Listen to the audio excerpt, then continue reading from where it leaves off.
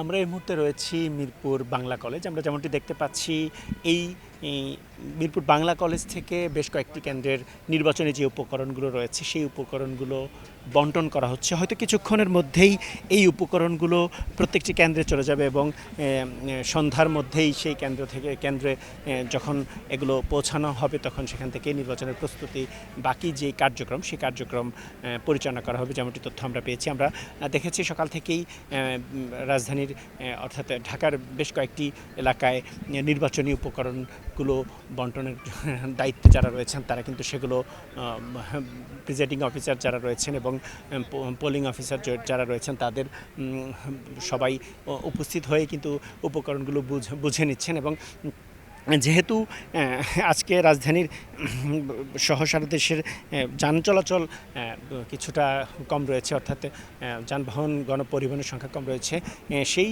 সুযোগে কিন্তু যারা নির্বাচন পরিচালনা করবেন তারা এই পয়েন্ট থেকেই নির্বাচনী উপকরণগুলো সংগ্রহ করে সেই নির্বাচনী উপকরণগুলো কেন্দ্রে পৌঁছে দেওয়ার জন্য এখানে পরিবহনের ব্যবস্থাও করেছেন। আমরা দেখেছি আইন শৃঙ্খলা রক্ষাকারী বাহিনীর পক্ষ থেকে অর্থাৎ পুলিশ প্রশাসনের পক্ষ থেকে এখানে কড়া নিরাপত্তার ব্যবস্থা করা হয়েছে যেন কোনো ধরনের অপ্রীতিকর ঘটনা এখানে ঘটানোর কেউ চেষ্টা করতে না পারে, পাশাপাশি যেন কোনো ধরনের বিশৃঙ্খল পরিস্থিতি সৃষ্টি না হয় সেজন্য বহিরাগত কাউকে এখানে প্রবেশ করতে দেওয়া হচ্ছে না। শুধুমাত্র এখানে যারা নির্বাচন পরিচালনার দায়িত্বে যারা থাকবেন তাদেরকেই কিন্তু এখানে প্রবেশ করতে দেওয়া হচ্ছে। এবং Korean super spicy flavor Mr. Noodles.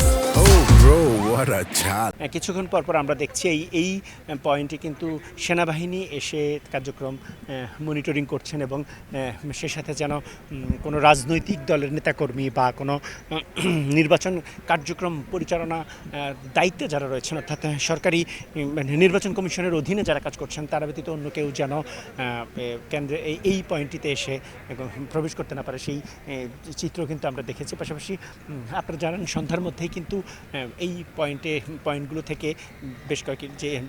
যে কয়েকটি কেন্দ্রের মধ্যে নির্বাচনী উপকরণগুলো বিতরণ করা হবে সেগুলো কিন্তু পৌঁছানো হবে। পৌঁছানোর পর বাকি যারা কেন্দ্রের দায়িত্ব পালন করবেন তারা কিন্তু এখানে এসে এগুলো বুঝে নিচ্ছেন এবং দায়িত্ব যারা মূলত নির্বাচন পরিচালনার দায়িত্ব পালন করবেন তারা এই পয়েন্টগুলোতে এসে নির্বাচনী যে উপকরণগুলো রয়েছে সেই উপকরণগুলো তারা এখান থেকে বুঝে নিয়ে তাদের দায়িত্বপ্রাপ্ত যে কেন্দ্রগুলো রয়েছে তাদের সেই কেন্দ্রগুলোতে চলে যাচ্ছে, যেমনটি আমরা দেখেছি। তো এই ছিল এখান থেকে আমার কাছে সর্বশেষ তথ্য।